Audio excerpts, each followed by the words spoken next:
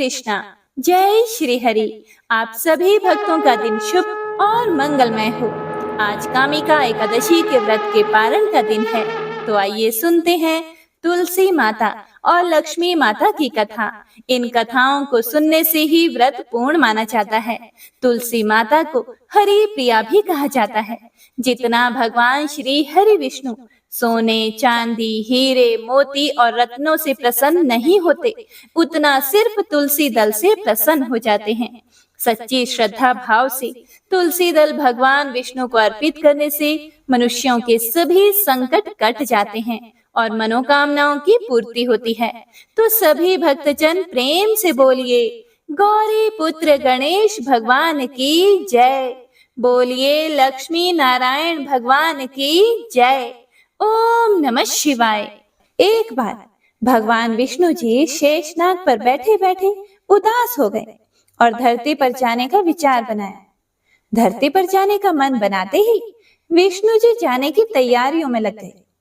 अपने स्वामी को तैयार होता देखकर लक्ष्मी जी ने उनसे पूछा कि हे स्वामी, आप कहाँ जाने की तैयारी में लगे हैं? जिसके उत्तर में विष्णु जी ने कहा कि हे देवी, मैं धरती लोक पर घूमने जा रहा हूँ।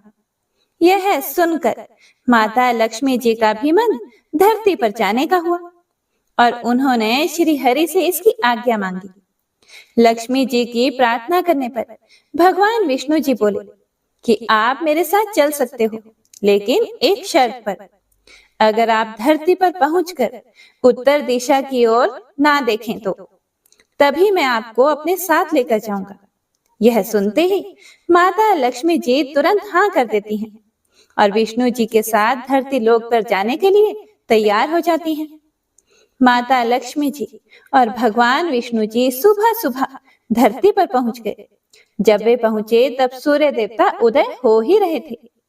कुछ दिनों पहले ही बरसात हुई थी, इसीलिए धरती पर चारों ओर हरियाली ही हरियाली थी। धरती बेहद ही सुंदर दिखाई दे रही थी।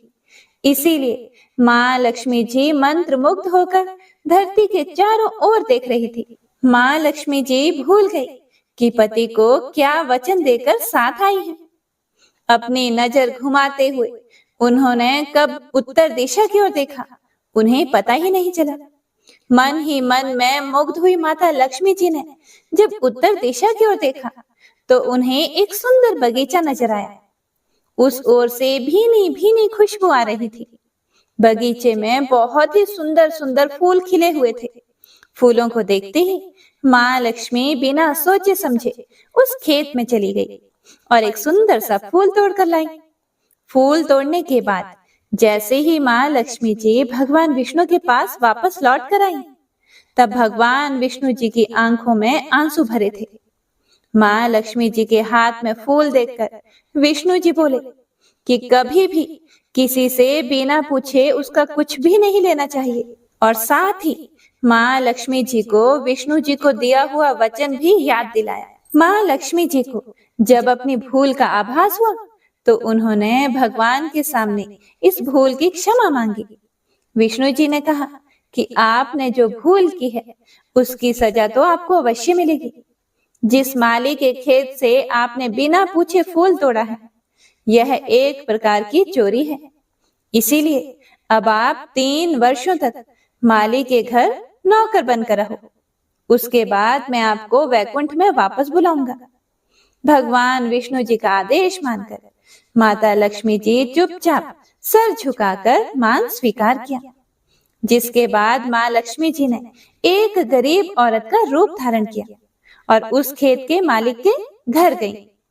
माधव नाम के उस मालिक का एक झोपड़ा था, जहां माधव पत्नी, 2 बेटे और 3 बेटियों के साथ रहता था।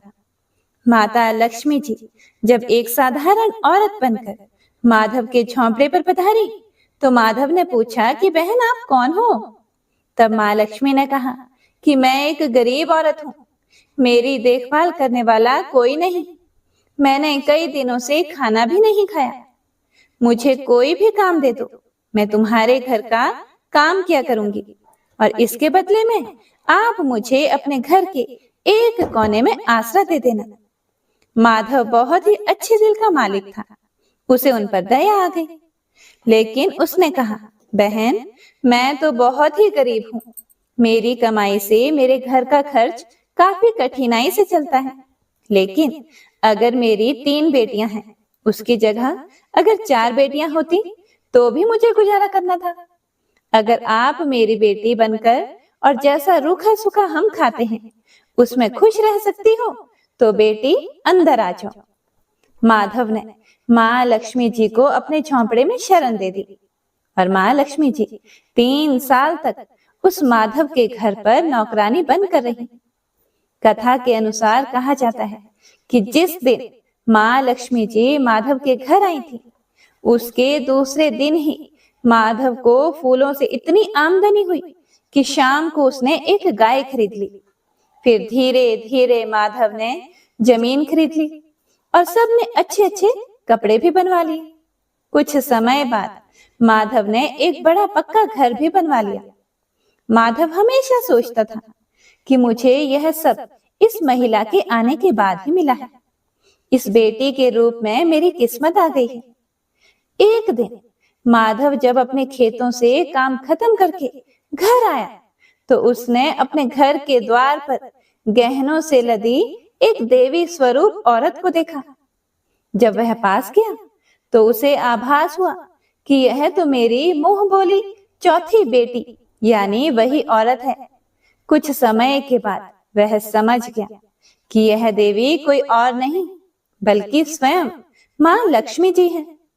यह जानकर माधव बोला कि हे माँ, मुझे क्षमा कर दो। हमने आपसे अनजाने में ही घर और खेत में काम करवाया।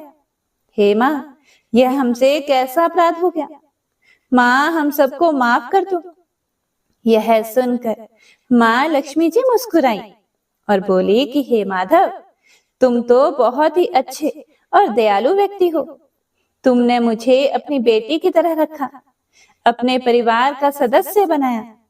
इसके बदले मैं तुम्हें वरदान देती हूँ कि तुम्हारे पास कभी भी खुशियों की और धन की कमी नहीं रहेगी। तुम्हें सारे सुख मिलेंगे जिसके तुम हकदार हो। इसके बाद माँ लक्ष्मी जी अपने स्वामी श्री हरि के द्वारा भेजे रथ में बैठकर वैकुंठ लोक चली गई। हे माँ, मेरी नम्र विनती है कि जैसे माधव पर कृपा दृष्टि रखी वैसी ही कृपा दृष्टि हमारे समाज और देश पर रखना। कथा को सुनने वाले, सुनाने वाले और हुंकारा भरने वाले सभी भक्तजनों पर रखना।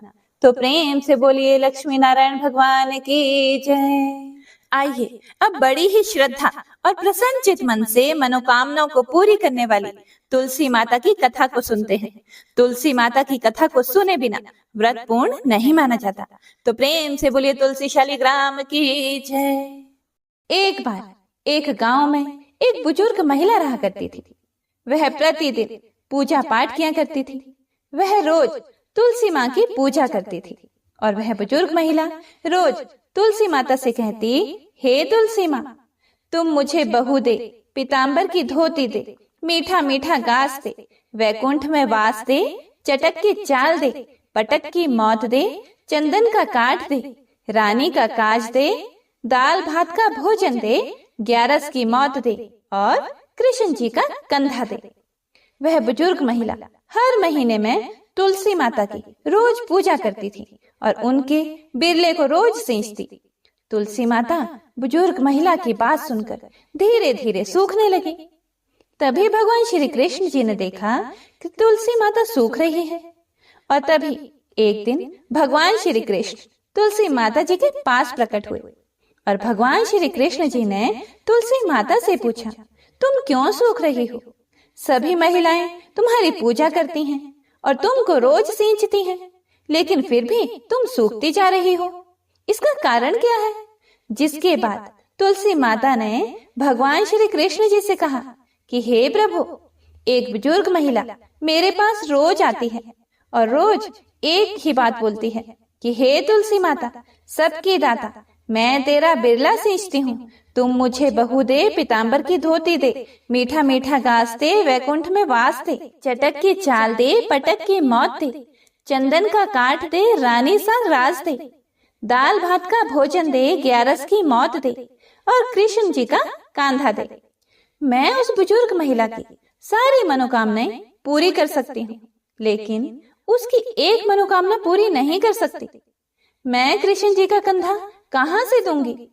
भगवान श्री कृष्ण जी तुलसी माता की यह बात सुनकर जोर जोर से हंसने लगे और फिर भगवान श्री कृष्ण जी ने तुलसी माता जी से कहा कि तुम चिंता मत करो। जब वह बुजुर्ग महिला की मृत्यु होगी तब मौके पर मैं और आप ही कंधा दे देंगे। आप सुबह जब वह पूजा करने आए तब कह देना कि सब कुछ तुम्हें मिल जाएगा। कुछ दिनों बाद वह वृद्ध महिला ठोकर खाकर रास्ते में गिरकर मर गई। पूरे गांव के सभी लोग आए और उस महिला को सभी लोग धर्मात्मा मानते थे।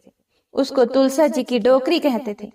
उसके परिवार में कोई भी नहीं था, इसीलिए गांव वालों ने ही उसके अंतिम संस्कार करने की योजना बनाई और उसे नहलाकर जब वैकुंठी पर बैठाने के लिए उसे उठाने लगे तो उसका मृत शरीर इतना भारी हो गया था कि उसे कोई उठा नहीं पाया।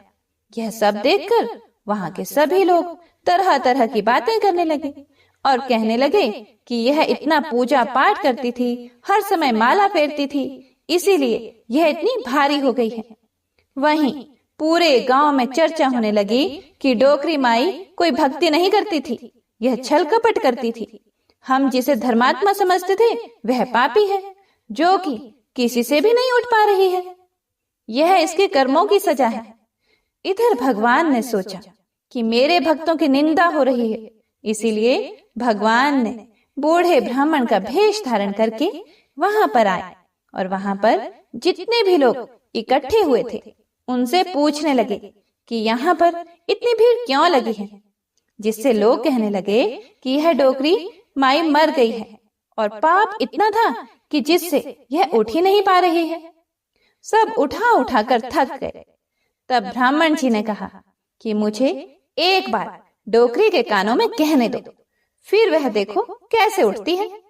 तो सभी लोगों ने कहा कि आप भी प्रयास करके देख लीजिए। तब भगवान ने उस वृद्ध महिला के कानों में कहा कि हे डोकरी माई, देखो मैं आ गया। और जो भी बुढ़िया माई पूजा करते समय शब्द कहती थी वह शब्द उसके कानों में कहने लगे, तू बिरला सिंचे मेरा, मैं करूं निस्तारा तेरा। डोकरी माई बहू ले, बेटी ले, पोता ले, लड्डू ले, पीताम्बर की धोती ले, गहना ले, घी का घड़ा ले, मीठा मीठा खीर और पूड़ी ले, दाल भात का भोजन ले, धन दौलत ले, बेटा पोता को काम ले, तुलसी का पत्ता ले, मुंह में गंगा जल ले, 11 को दिन ले, श्री कृष्ण जी का कंधा ले। इतना सुनते ही डोकरी हल्की हो गई। भगवान ने बोला, आओ और उसको उठाओ। भगवान ने हाथ लगाया और डोकरी उठ गई। सबको बड़ा ही आश्चर्य हुआ। उसे खूब धूमधाम से ले जाया गया। भगवान उसे अपने कंधे पर ले गए। पूरे गांव में इसकी चर्चा होने लगी, जिससे उसको मुक्ति मिल गई और वह वैकुंठ में चली गई। सभी लोग देखते रह गए। सभी लोगों ने देखा कि शमशान घाट तक तो ब्राह्मण साथ ही आया था, लेकिन अब वह दिखाई नहीं दे रहा है। इससे लोगों को समझ में आ गया कि वह और कोई नहीं, स्वयं भगवान ही बूढ़े ब्राह्मण के रूप में आए थे। तो बोलिए श्री राधा कृष्ण भगवान की जय, बोलिए श्री तुलसी शालिग्राम जी की जय। आइए अब तुलसी माता की दूसरी कथा को सुनते हैं। इस कथा को सुनने से एकादशी के व्रत का संपूर्ण फल मिल जाता है। तो आइए प्रसन्नचित मन से इस कथा को सुनते हैं। कथा के अनुसार एक कुटुंब में ननंद तथा भाभी साथ में रहते थे। ननंद का विवाह अभी नहीं हुआ था। वह तुलसी के पौधे की बहुत सेवा किया करती थी, लेकिन उसकी भाभी को यह सब कुछ बिल्कुल भी पसंद नहीं था। जब कभी भी उसकी भाभी को अत्यधिक गुस्सा आता तब वह उसे ताना देते हुए कहती कि जब तुम्हारा विवाह होगा तो मैं तुलसी ही बरातियों को खाने को दूंगी और तुम्हारे दहेज में भी तुलसी ही दूंगी। कुछ समय बीत जाने पर ननंद का विवाह पक्का हुआ। विवाह के दिन भाभी ने अपने कहे अनुसार मतलब जैसा कि वह हमेशा बोला करती थी कि तुम्हारे विवाह में बारातियों को तुलसी ही खाने को दूंगी और दहेज में भी तुलसी ही दूंगी। तो भाभी ने बारातियों के सामने तुलसी का गमला फोड़ दिया और बारातियों को उसे खाने के लिए कहा। तुलसी माता की कृपा से वह फूटा हुआ गमला अनेकों स्वादिष्ट पकवानों में बदल गया। भाभी ने गहनों के नाम पर तुलसी की मंजरी से बने हुए गहने पहना दिए और वे भी सुंदर सोने जवाहरात में बदल गए। भाभी ने वस्त्रों के स्थान पर तुलसी का जनेऊ रख दिया और वह रेशमी तथा सुंदर वस्त्रों में बदल गया। जब ननंद ससुराल पहुंची तो उसके ससुराल में उसके दहेज की बहुत प्रशंसा की गई। जब यह बात भाभी के कानों तक पहुंची तो उसे बड़ा ही आश्चर्य हुआ। उसे अब तुलसी माता की पूजा का महत्व समझ में आया। भाभी की एक लड़की थी। वह अपनी लड़की से कहने लगी कि तुम भी तुलसी की सेवा किया करो, तुम्हें भी बुआ की तरह फल मिलेगा। वह जबरदस्ती अपनी बेटी से तुलसी माता की सेवा करने को कहती, लेकिन लड़की का मन तुलसी सेवा में नहीं लगता था। लड़की के बड़े होने पर उसके विवाह का समय आ गया। तब भाभी सोचती है कि जैसा व्यवहार मैंने अपनी ननंद के साथ किया था वैसा ही मैं अपनी लड़की के साथ भी करती हूँ, तो यह भी गहनों से लद जाएगी और बारातियों को खाने में पकवान मिलेंगे। ससुराल में इसे भी बहुत इज्जत मिलेगी। यह सोचकर वह बारातियों के सामने तुलसी का गमला फोड़ देती है। लेकिन इस बार गमले की मिट्टी मिट्टी ही रही, मंजरी तथा पत्ते भी अपने रूप में ही रहे। जनेऊ भी अपना रूप नहीं बदलता है। सभी लोगों तथा बारातियों द्वारा भाभी की बुराई की जाती है। लड़की के ससुराल वाले भी लड़की की बुराई करते हैं। भाभी कभी भी ननंद को घर नहीं बुलाती थी। भाई को बहन की याद आती है तो भाई ने सोचा बहुत समय हो गया, मैं बहन से मिलकर आता हूँ। उसने अपनी पत्नी से कहा और कुछ उपहार बहन के पास ले जाने की बात कही। भाभी ने थैले में ज्वार भरकर दे दिया और कहा और कुछ नहीं है, तुम यही ले जाओ। वह दुखी मन से बहन के पास चल पड़ा। वह सारे रास्ते सोचता रहा कि कोई भाई अपनी बहन के घर ज्वार कैसे ले जा सकता है। यह सोचकर वह एक गौशाला के पास रुका और ज्वार का थैला गाय के सामने पलट दिया। तभी गाय पालने वाले ने कहा कि आप गाय के सामने हीरे मोती तथा सोना क्यों डाल रहे हो? यह देखकर भाई को बड़ा ही आश्चर्य हुआ और उसने सभी हीरे मोती तथा सोना वापस अपने थैले में रख लिया। भाई ने सारी बात अपनी बहन को बताई और बड़ी खुशी खुशी उसने सारे हीरे मोती और जेवर अपनी बहन को दिए। दोनों भाई बहन एक दूसरे को देखकर अत्यंत प्रसन्न हुए। जैसी कृपा माता तुलसी ने ननंद पर की, ऐसी ही कृपा सभी पर करना। बोलिए श्री तुलसी माता शालिग्राम भगवान की जय। बोलिए श्री लक्ष्मी नारायण भगवान की जय। आइए अब तुलसी जी की तीसरी कथा को सुनते हैं। इस कथा को पूरा सुनने से सभी मनोकामनाएं पूर्ण हो जाती हैं। सावर्णी मुनि की पुत्री तुलसी अपूर्व सुंदरी थी। उनकी इच्छा थी कि उनका विवाह भगवान नारायण के साथ हो। इसके लिए उन्होंने नारायण पर्वत की घाटी में स्थित बद्री वन में घोर तपस्या की। दीर्घ काल तक तपस्या के उपरांत ब्रह्मा जी ने प्रसन्न होकर दर्शन दिए और वर मांगने को कहा। तुलसी जी ने कहा, हे सृष्टिकर्ता, हे ब्रह्मदेव, आप अंतर्यामी हैं, सबके मन की बात जानते हैं। फिर भी मैं अपनी इच्छा आपसे बताती हूँ। मैं चाहती हूँ कि भगवान श्री नारायण मुझे पति रूप में मिले। ब्रह्मा जी ने कहा, तुम्हारा अभीष्ट तुम्हें अवश्य मिलेगा। अपने पूर्व जन्म में किसी अपराध के कारण तुम्हें श्राप मिला है। इसी प्रकार भगवान श्री नारायण के एक पार्षद को भी दानव कुल में जन्म लेने का श्राप मिला है। दानव कुल में जन्म लेने के बाद भी उसमें नारायण का अंश विद्यमान रहेगा। इसीलिए इस जन्म में पूर्व जन्म के पाप के शमन के लिए संपूर्ण नारायण तो नहीं मिलेंगे, लेकिन नारायण के अंश से युक्त दानव कुल में जन्मे उस शापग्रस्त पार्षद से तुम्हारा विवाह होगा। शाप मुक्त होने पर भगवान श्री नारायण सदा सर्वदा के लिए तुम्हारे पति हो जाएंगे। तुलसी जी ने ब्रह्मा के इस वर को स्वीकार किया, क्योंकि मानव कुल में जन्म के कारण उस मायावी भोग को तो भोगना ही था। तुलसी जी बद्री वन में ही रहने लगी। नारायण का वह पार्षद दानव कुल में जलंधर के नाम से पैदा हुआ था। कुछ दिनों बाद वह भ्रमण करता हुआ बद्री वन में आया। यहाँ तुलसी को देखते ही वह उस पर मंत्र मुग्ध हो गया और तुलसी के सामने उसने अपने विवाह का प्रस्ताव रखा। उसने तुलसी जी से विवाह करने की इच्छा प्रकट की।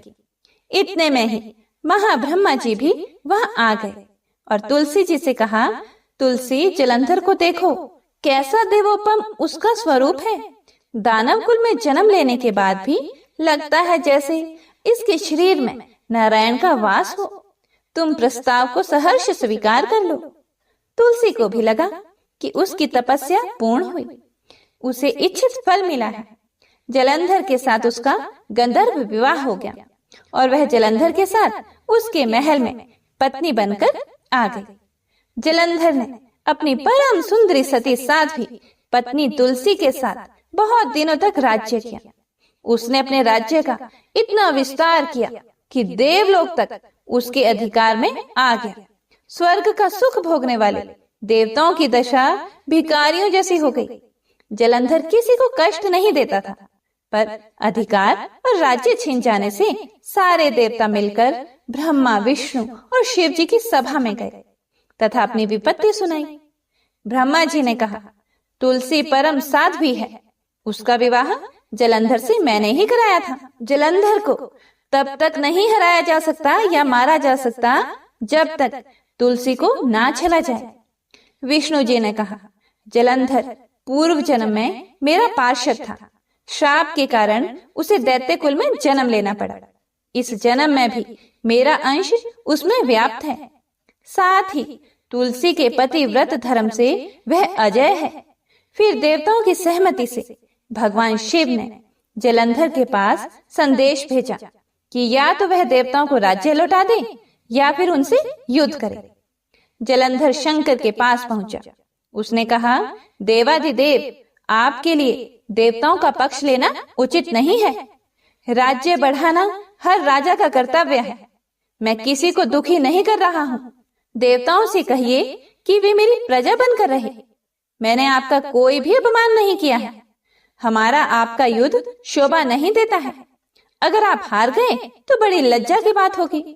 मैं हार गया तो आपकी कीर्ति बहुत अधिक नहीं बढ़ेगी। भगवान शंकर फिर हंसने लगे।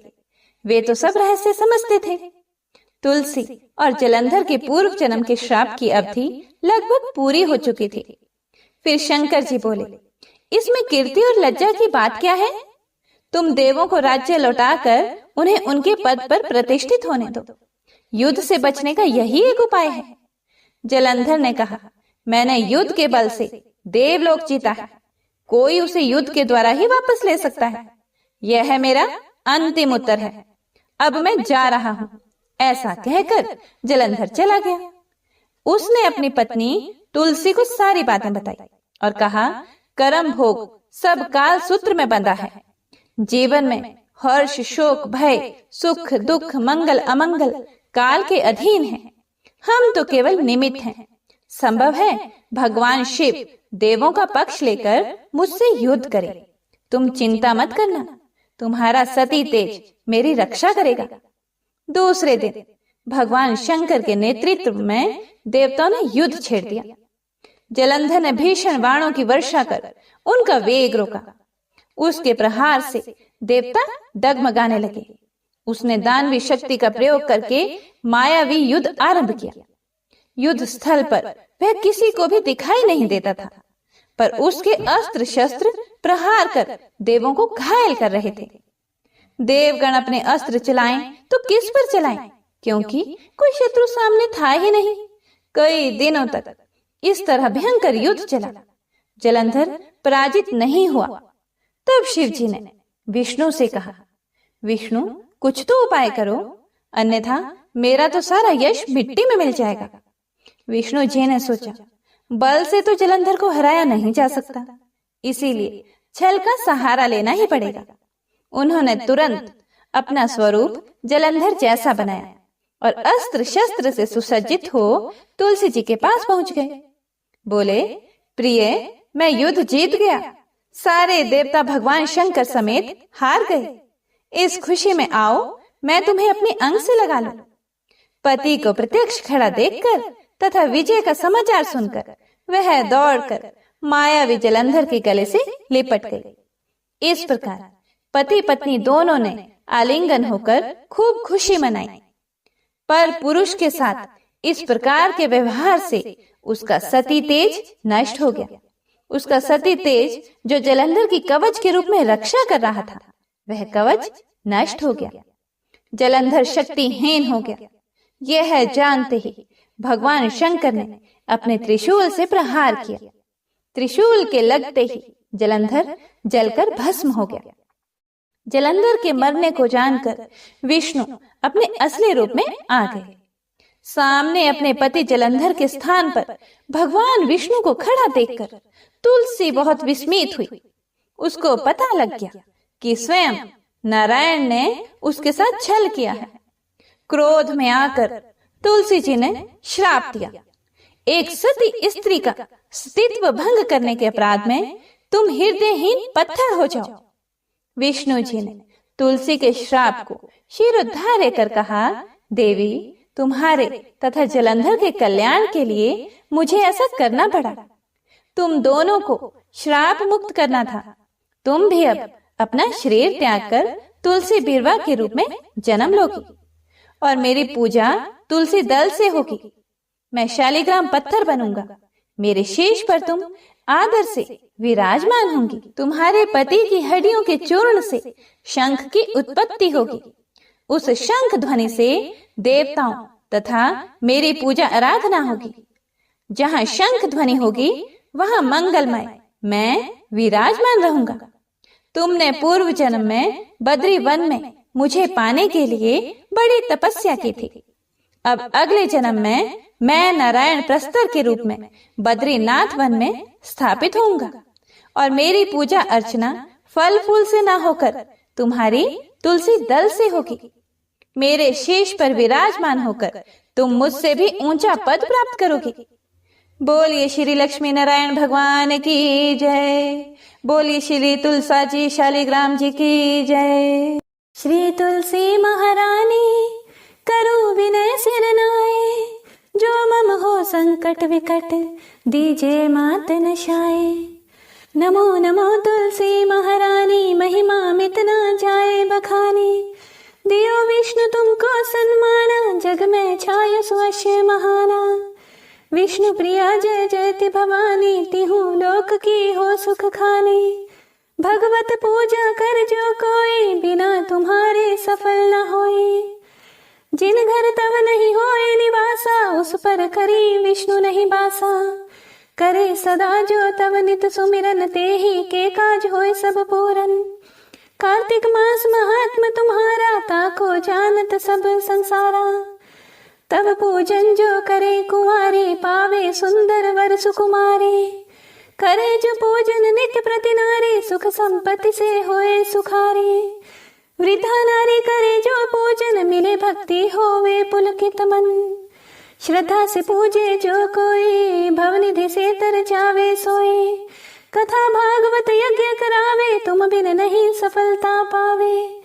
छायो तब प्रताप जग भारी, ध्यावत तुम ही सकल चित धारे। तुम ही मात यंत्रन तंत्रन में, सकल काज सिद्धि होवे क्षण में। औषधि रूप आप हो माता, सब जग में तव यश विख्याता। देव ऋषि मुनियो तपधारी, करत सदा तव जय जयकारे। वेद पुरातन तव यश गाया, महिमा गम पार नहीं पाया।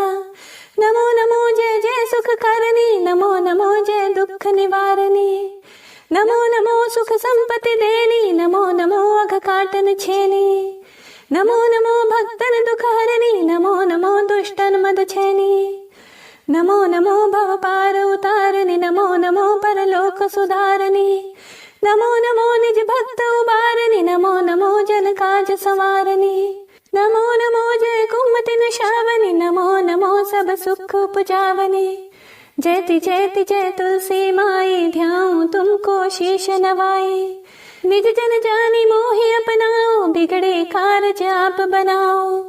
करूं विनय मैं मात तुम्हारी, पूर्ण आशा कर हूँ हमारी। शरण चरण कर जोर मनाऊं, निश दिन तेरे ही गुण गाऊं। करहूं माता बमो पर दाया, निर्मल होए सकल मम काया। मांगू मात ये बर दीजिए, सकल मनोरथ पूर्ण कीजिए। जानू नहीं कुछ नेम आचारा, क्षमहु मात अपराध हमारा। 12 मास करे जो पूजा, ता सम जग में और न दूजा। प्रथम ही गंगा जल मंगवावे, फिर सुंदर स्नान करावे।